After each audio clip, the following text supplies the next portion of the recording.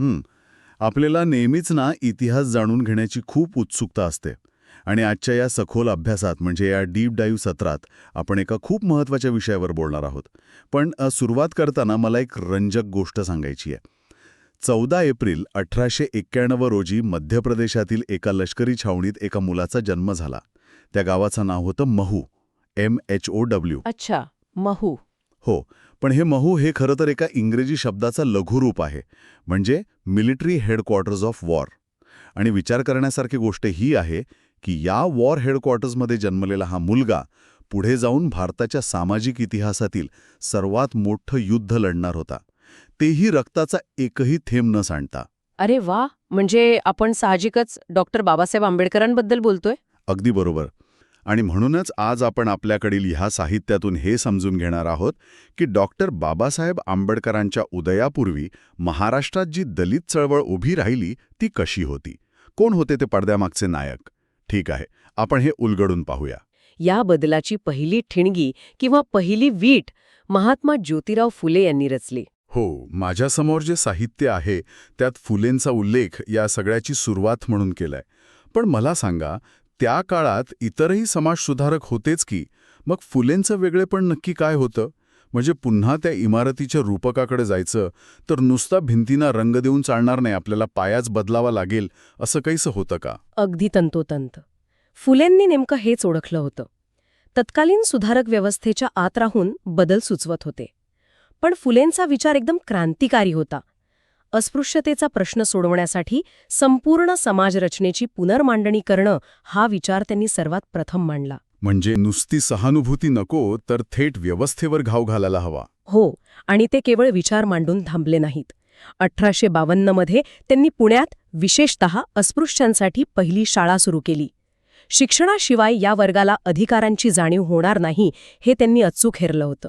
पण या सगळ्यात ना मला त्यांचा 1868 सालचा निर्णय सर्वात जास्त थक्क करणारा वाटतो. त्यांनी स्वतःच्या घरचा पिण्याच्या पाण्याचा हौद खुला केला. हो, हे आज कदाचित साधं वाटेल. तेच तर.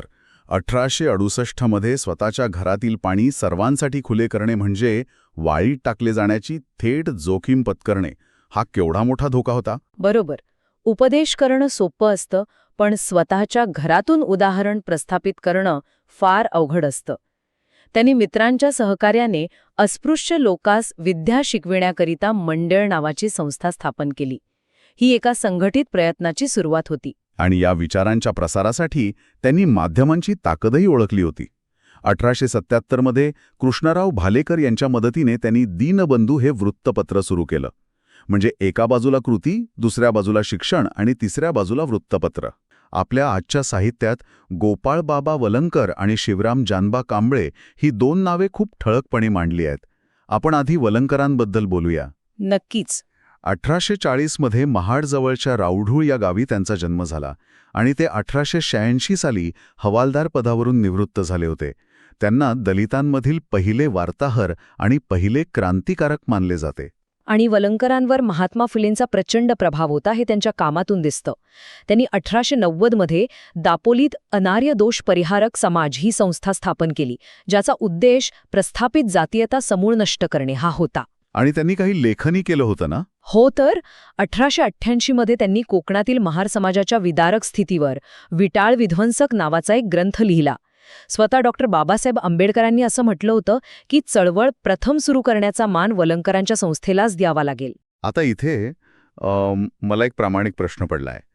वलंकर यांनी काँग्रेसच्या व्यासपीठावर अस्पृश्यता निर्मूलनाची मागणी केली हे समजतंय, पण त्यांनी ब्रिटिश सरकारकडे लष्करात दलितांची भरती करण्याची मागणी प्रकर्षाने लावून धरली.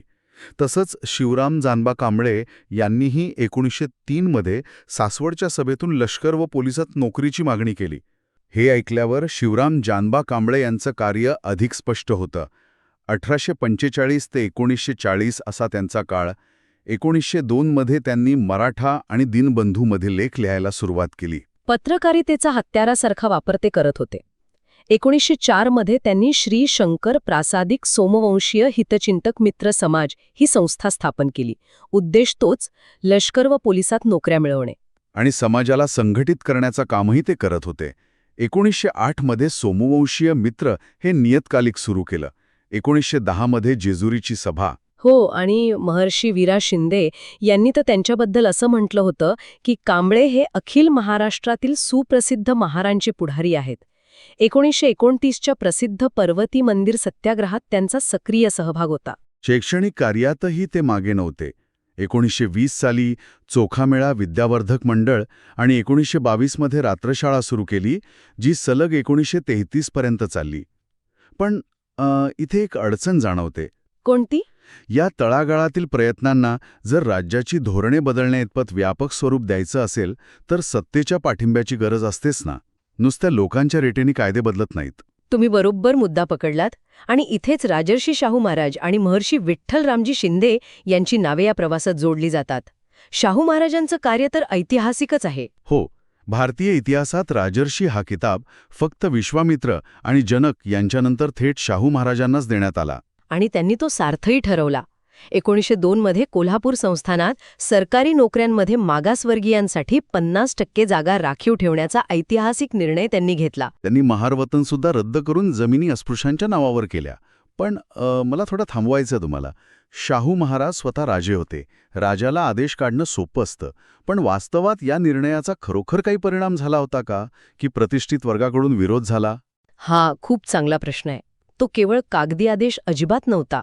आणि विरोध तर प्रचंड झाला. जेव्हा त्यांनी 50% आरक्षणाचा निर्णय घेतला तेव्हा नोकरशाहीत मोठी खळबळ उडाली होती. पण महाराज ठाम राहिले.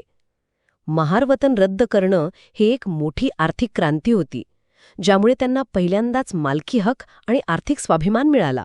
म्हणजे त्यांनी थेट अर्थव्यवस्थेवर हात घातला होता.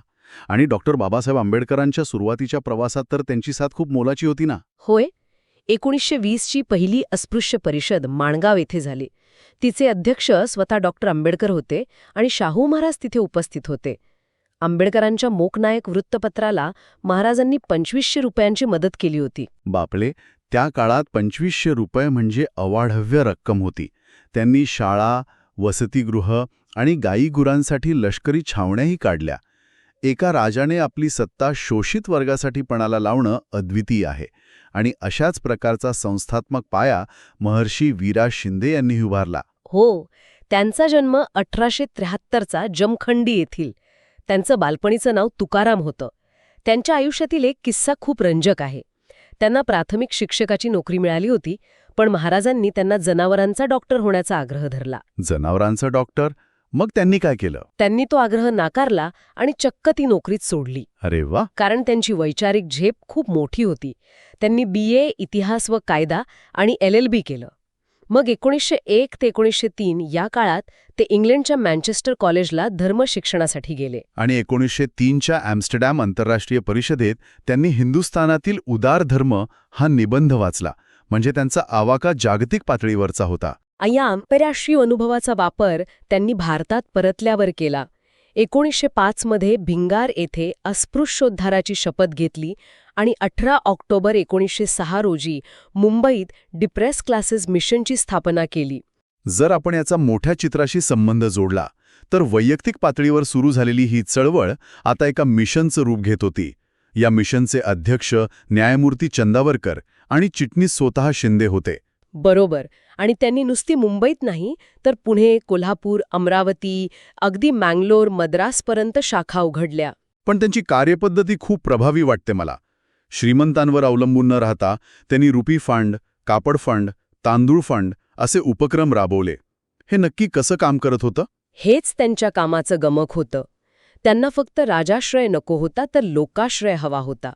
ते घरोघरी जाऊन मुठभर तांदूळ किंवा जुने कपडे गोळा करत.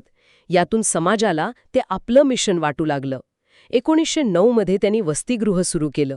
महाबळेश्वरला काथ्याचे दोरखंड आणि वेताच्या टोपल्या विणण्याचे उद्योग सुरू केले. म्हणजे शिक्षणासोबत व्यावसायिक रोजगार निर्मितीवरही त्यांचा भर होता. आणि त्यांनी 1911 मध्ये जेजुरीत देवदासी प्रथेविरुद्ध मुरळी प्रतिबंधक परिषद घेतली. पुण्यात सहभोजन केलं. हो, आणि 1924चा वायकॉम सत्याग्रह आणि 1930च्या पर्वती सत्याग्रहातही ते रस्त्यावर उतरले. पण जशी चळवळ मोठी होते तसे राजकीय मतभेद होणे साहजिक असते. हो, माझ्या वाचनातही एका राजकीय मतभेदाचा उल्लेख आलाय. 1932च्या सुमारास जेव्हा डॉक्टर आंबेडकरांनी स्वतंत्र मतदारसंघाची मागणी केली, तेव्हा महर्षी शिंदे यांनी त्याला विरोध करत राखीव मतदारसंघाला पाठिंबा दिला होता. हा, हे एक अत्यंत महत्वाचा वैचारिक टप्पा आहे. आपण इथे तटस्थपणे समजून घेतलं पाहिजे की दोघांचं उद्दिष्ट एकच होतं, शोषित समाजाचे राजकीय प्रतिनिधित्व. पण मार्गावर तात्विक मतभेद होते. आंबेडकरांचा स्वतंत्र मतदारसंघाचा विचार होता, ज्यामुळे दलितांचे प्रतिनिधी केवळ दलितच निवडतील. आणि दुसऱ्या बाजूला महर्षी शिंदे यांचा विचार होता की राष्ट्रीय एकात्मतेच्या चौकटीत राहून राखीव जागांमधून प्रतिनिधित्व द्यावे. नक्कीच, आणि हे मतभेद पूर्णपणे तात्विक होते, वैयक्तिक द्वेष नव्हता. म्हणूनच सयाजीराव गायकवाड यांनी शिंदेंना दलित मित्र पुरस्कार दिला आणि 1935च्या बडोदा साहित्य संमेलनाच्या तत्वज्ञान शाखेचे ते अध्यक्षही झाले. त्यांचं भारतीय अस्पृश्यतेचा प्रश्न हे पुस्तक आजही महत्वाचं आहे. आत्तापर्यंत आपण पश्चिम महाराष्ट्र आणि कोकणाबद्दल बोललो, पण विदर्भातही एक समांतर चळवळ उभी राहत होती आणि तिथे कामगारांमध्ये जागृती करण्याचं काम किसन फागूजी बनसोडे करत होते. हो, 1879 मध्ये मोहोपान नागपूर येथे जन्मलेले किसन फागूजी बनसोडे, त्यांनी या चळवळीला कामगार वर्गाशी जोडले. 1901 मध्ये सन्मानबोधक निराश्रित समाज आणि 1907 मध्ये चोखामेळा सुधारणा मंडळ स्थापन केले. त्यांनी वृत्तपत्रही काढली, निराश्रित हिंदू नागरिक, विटाळ विध्वंसक साप्ताहिक आणि मजूर पत्रिका. आणि त्यांनी थेट विटले कमिशनसमोर कामगारांच्या मागण्या मांडल्या. 1907 मध्ये मुलींसाठी हायस्कूल आणि 1914 मध्ये वसतिगृह सुरू केले. म्हणजे फुले यांच्याकडून आलेला शिक्षणाचा विचार, वलंकर आणि कांबळे यांचा लष्करी नोकऱ्यांचा विचार, शाहू महाराज आणि शिंदेंचे संस्थात्मक बळ आणि बंदसोडेंचा कामगार लढा, हे सगळं एका अंतिम लढ्यासाठी तयार होत होतं. हो, ही सगळी तयारी एका जागतिक दर्जाच्या बौद्धिक नेतृत्वाची वाट पाहत होती. आणि येथे एक अत्यंत रंजक गोष्ट समोर येते.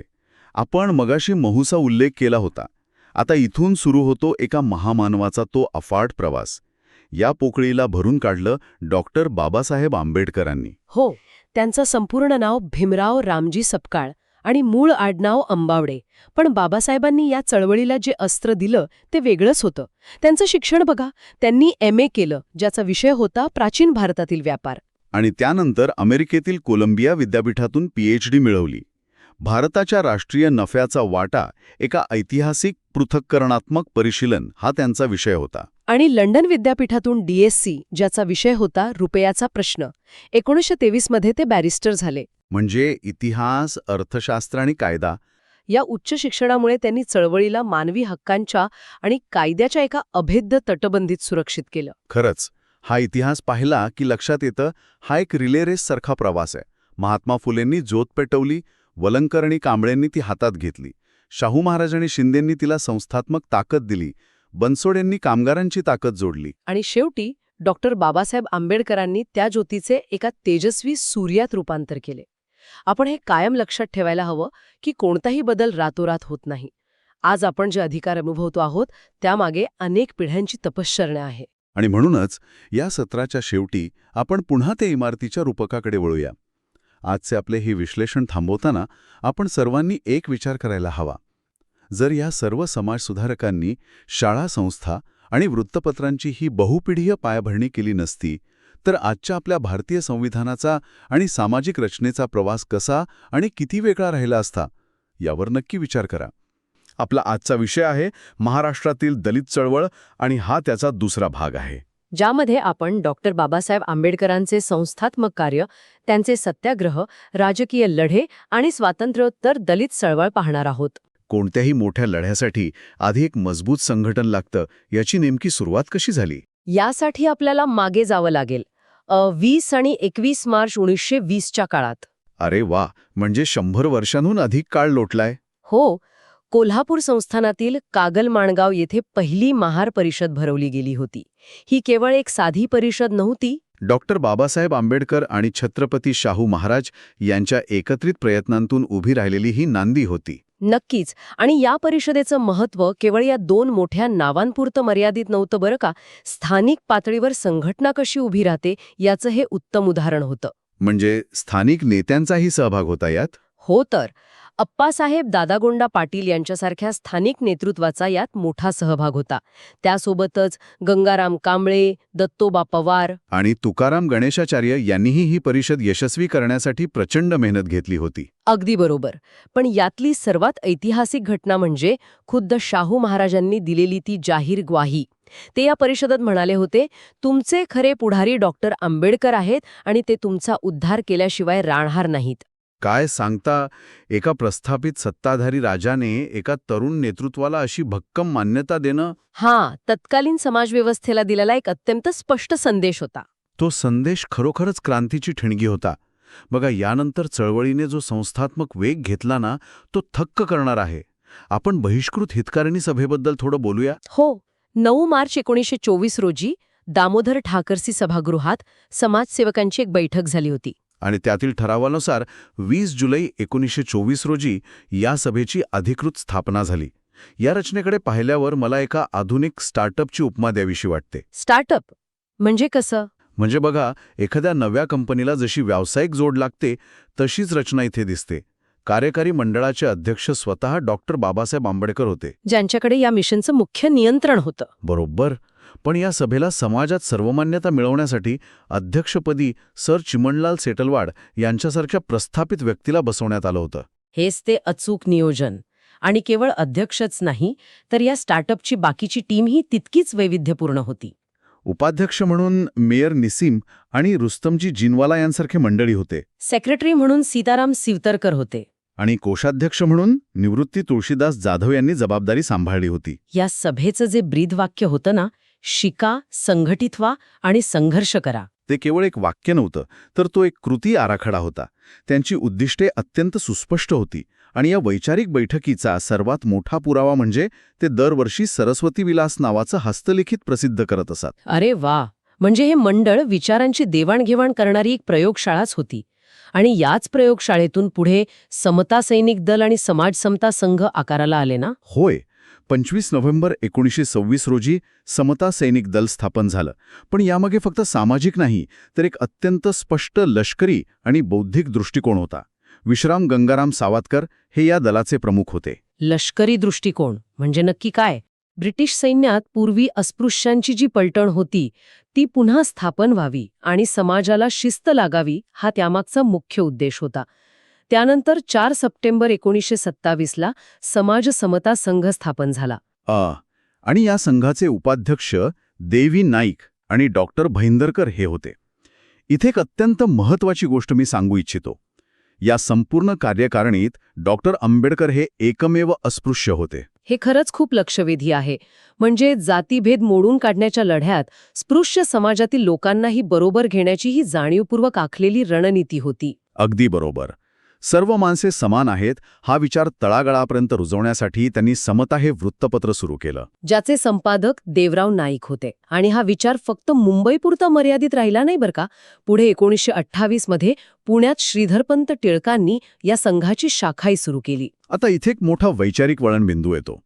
ही सगळी संघटनात्मक बांधणी तर झाली, पण बौद्धिक आराखड्यामुळे एखादा सामान्य माणसाला सार्वजनिक ठिकाणी पाणी मिळण्याचा प्रश्न सुटत नाही.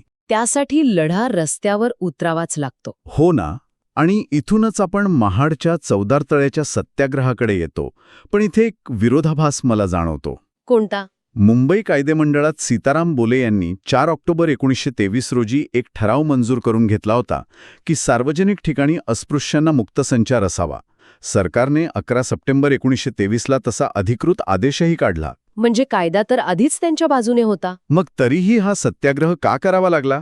ब्रिटिश सरकारविरुद्ध हा लढा नव्हताच, तर तो समाजाच्या मानसिकतेविरुद्ध होता. बरोबर? हाच या सत्याग्रहाचा गाभा आहे. कायदा कागदावर होता, पण प्रत्यक्ष अंमलबजावणी शून्य होती. म्हणूनच कागदावरील हक्क प्रत्यक्षात उतरवण्यासाठी कृतीची गरज होती. सुरेंद्रनाथ चिटणीस यांच्या निमंत्रणावरून 19 आणि 20 मार्च 1927 रोजी महाड येथे सभेचं अधिवेशन घेण्यात आलं. तिथेच तो ऐतिहासिक प्रसंग घडला. हो, तिथे डॉक्टर आंबेडकरांनी जे अध्यक्षीय भाषण केलं त्यात त्यांनी या लढ्यामागचं तत्वज्ञान अत्यंत साध्या शब्दांत मांडलं.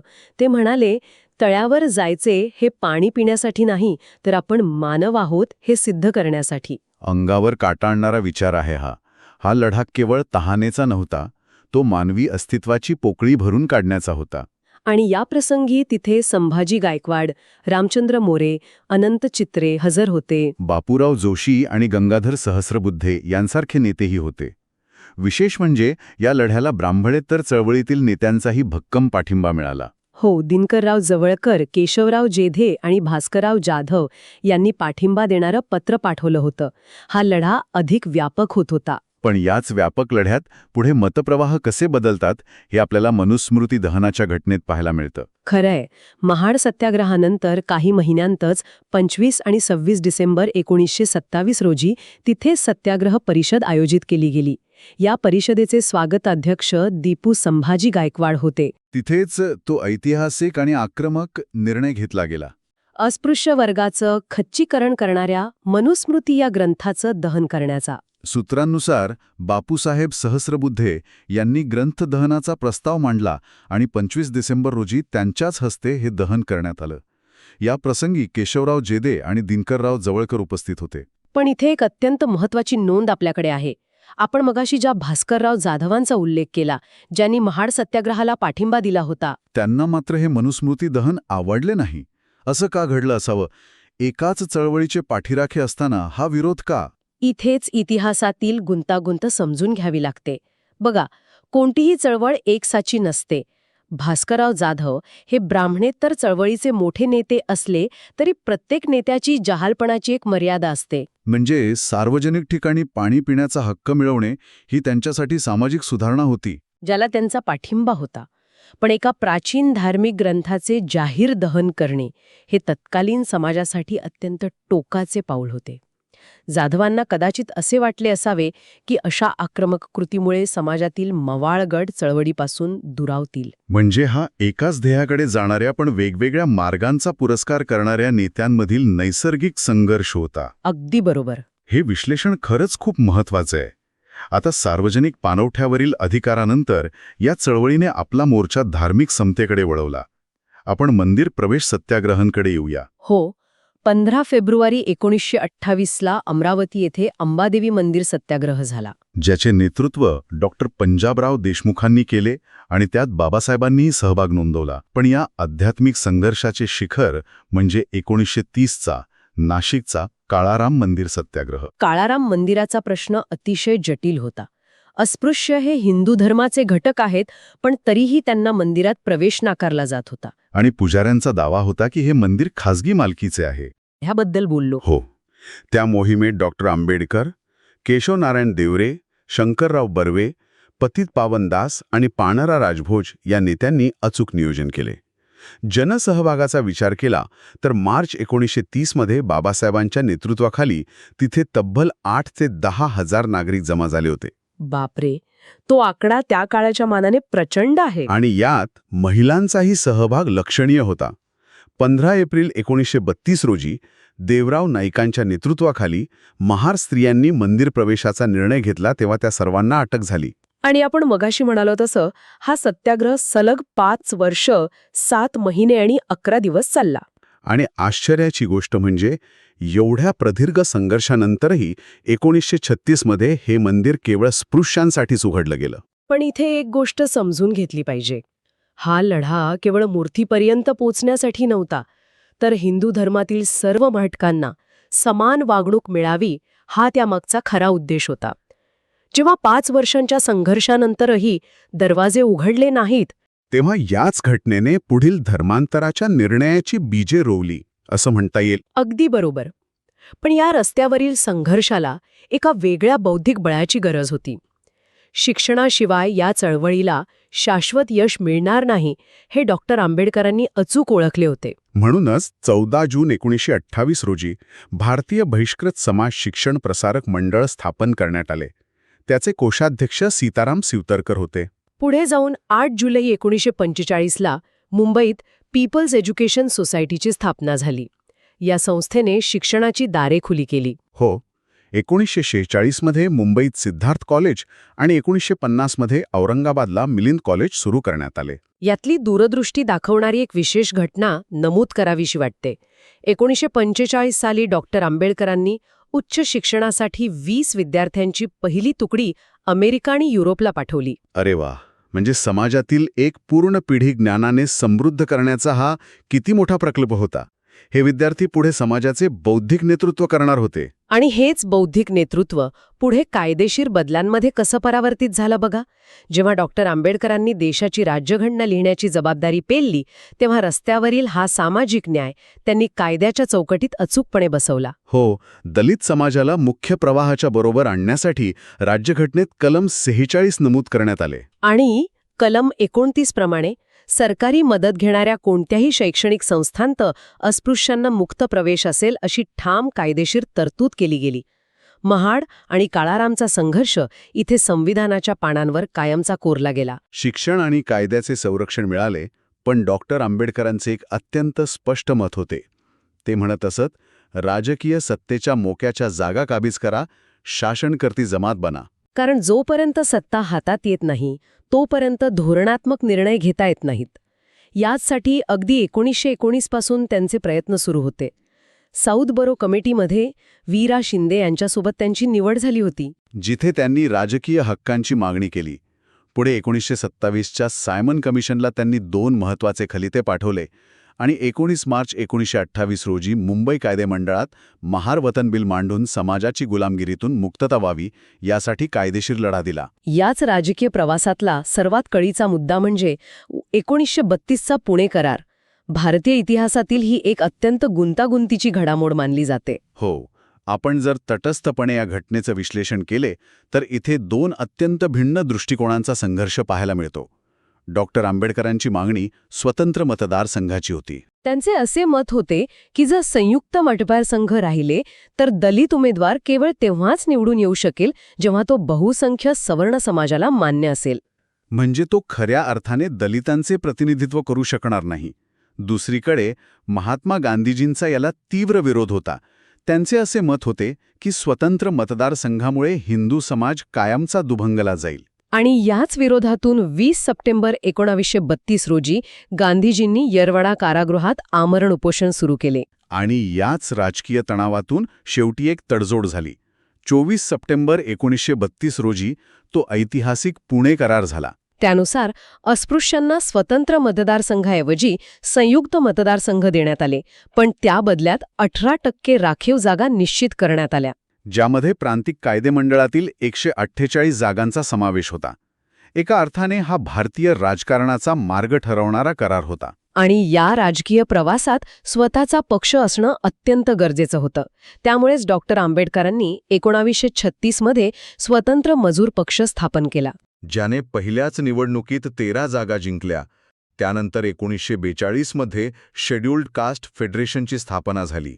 आणि पुढे त्यांच्या महापरिनिर्वाणानंतर रिपब्लिकन पक्ष आकाराला आला. या सर्व संघर्षात जनमत तयार करण्यासाठी वृत्तपत्रांची भूमिकाही प्रचंड मोठी होती ना. अगदी 1920 मध्ये मूक नायक सुरू झाले, ज्याला शाहू महाराजांची आर्थिक मदत मिळाली होती आणि याच्या शीर्षभागी संत तुकारामांची वचने छापलेली असायची.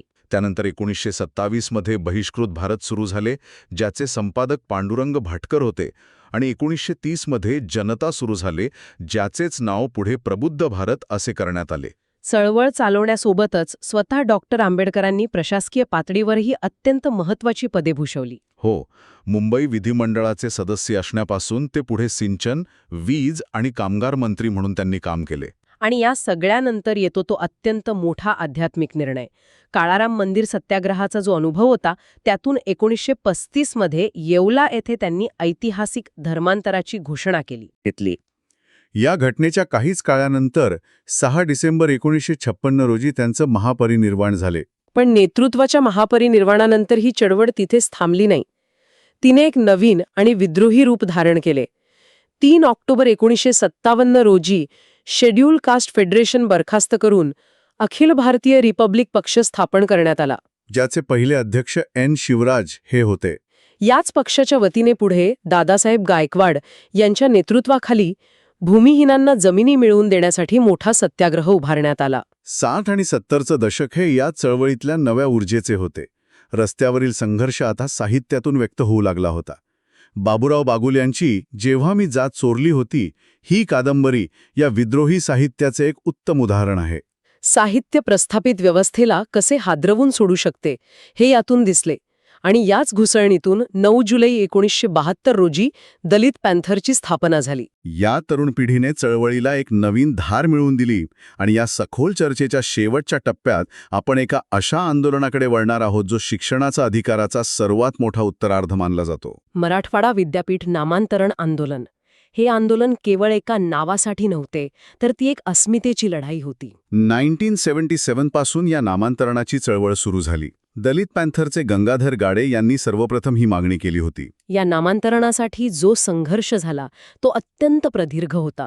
समता दिंडी, जेल भरो आंदोलने, मोर्चे असे अनेक टप्पे या आंदोलनाने पाहिले. तब्बल 17 वर्षांच्या संघर्षानंतर 13 जानेवारी 1994 रोजी तत्कालीन मुख्यमंत्री शरद पवार यांनी नामांतरणाची घोषणा केली. आणि 14 जानेवारी 1994ला हे विद्यापीठ अधिकृतपणे डॉक्टर बाबासाहेब आंबेडकर मराठवाडा विद्यापीठ या नावाने ओळखले जाऊ लागले.